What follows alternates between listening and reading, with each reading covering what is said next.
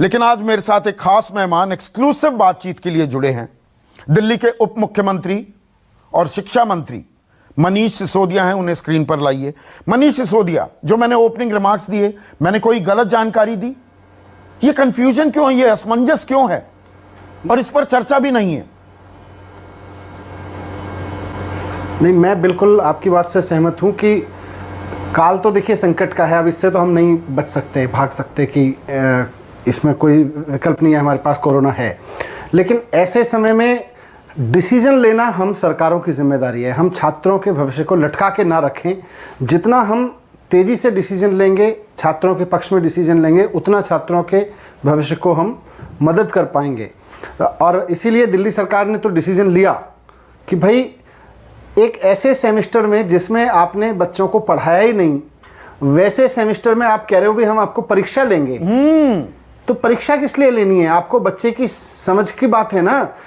आपने 4 साल के कोर्स में बच्चे के 7 सेमेस्टर पास करके वो 8वें सेमेस्टर में आया है। तो 8वें सेमेस्टर में जब आपने उसको पढ़ाया ही नहीं और आप कह रहे हो हम आपको डिग्री तभी देंगे जब हम आपके 8वें सेमेस्टर की परीक्षा ले लेंगे, नहीं तो हम आपको डिग्री नहीं देंगे। ये तो उसके साथ अन्याय है यार। उसको बंद कीजिए ये अन्याय। इनडिसिसिवनेस जो है वो मार डालेगी उस बच्चे को। करता धरता तो आप लोग हैं ना मनीष। आप हैं, यूनिवर्सिटी ग्रांट कमीशन है, पिस रहा है बेचारा छात्र। वो तैयारी भी कैसे कर सकता है? आप मुझे बताइए। आप छात्र होते, आप फाइनल सेमेस्टर में होते, आज आप सरकारों को, आज दिल्ली के शिक्षा मंत्री को, यूनिवर्सिटी ग्रांट कमीशन को, शिक्षा मंत्री केंद्र सरकार को आप क्या कहते अगर आप फाइनल सेमेस्टर में होते? मैं बिल्कुल यही कहता, एक छात्र के रूप में भी। और देखिए मेरे घर में भी बच्चे हैं, मैं भी एक पिता हूं।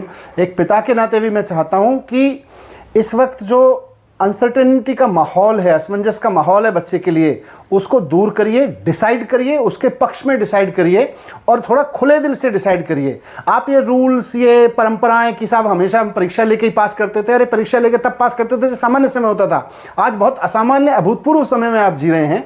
वहां कुछ अभूतपूर्व फैसले आपको लेने पड़ेंगे। आपने 7 बार पिछले 4 साल में जिस बच्चे को पास किया, उसकी 7 बार की परफॉर्मेंस के आधार पर उसको आप 8वीं बार पास करिए और उसको डिग्री दे दीजिए। और ये मैं कोई अनहोनी बात नहीं कर रहा। आपने सीबीएसई में किया ये। सीबीएसई में आपको अल्टीमेटली ये डिसीजन लेने पड़े। सीबीएसई भी पहले अड़ा रहा, नहीं जी हम तो परीक्षा कराएंगे, नहीं जी हम तो परीक्षा कराएंगे।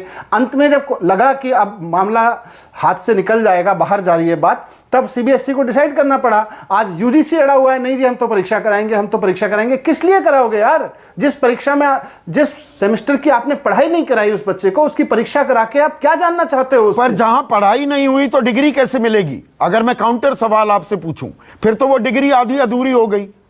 और बहुत से अच्छे ब्राइट स्टूडेंट के साथ नाइंसाफी हो सकती है कि सबको पास कर दिया। एक आपने बेंचमार्क बना दिया, एक एवरेज आपने मार्किंग सिस्टम बनाकर सबको पास कर दिया। फिर तो गधे घोड़े बराबर हो गए मनीष। मैं इसीलिए कह रहा हूं, ये गधे और घोड़े के बीच में डिफरेंस करने की हमारा जो अहंकार है ना, कि हम एक 3 घंटे की परीक्षा लेंगे और हम गधे और घोड़े पहचान लेंगे।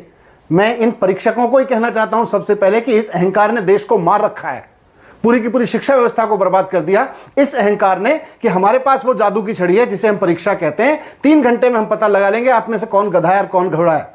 इस परीक्षा की अकड़ ने ही मार रखा है। और आज फिर वही अकड़ हम अपने उन स्टूडेंट्स पर जो अपनी डिग्री का इंतजार कर रहे हैं। बहुत सारे लड़के लड़कियों ने नौकरियां ले ली हैं उस पढ़ाई के पूरे होने पे। उनको लग रहा था फरवरी मार्च में उनके कैंपस इंटरव्यूज हुए, उनको ज्वाइनिंग का इंतजार है। अब आप कह रहे हो हम तो परीक्षा कराने की स्थिति में नहीं है, और जब तक परीक्षा नहीं कराएंगे तब तक हम आपको डिग्री नहीं देंगे।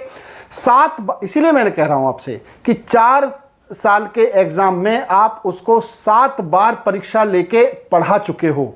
और ये जो अंतिम परीक्षा है, जिसको आप अंतिम 8वें सेमेस्टर की परीक्षा कह रहे हो, वो पूरे 4 साल की परीक्षा नहीं होती है, वो भी 6 महीने की परीक्षा होती है। 6 महीने में जो पढ़ाया जाना था उसकी परीक्षा होती है। आपने जो पढ़ाया ही नहीं उसको कह रहे हो हम तो जिद पे अड़े हुए हैं।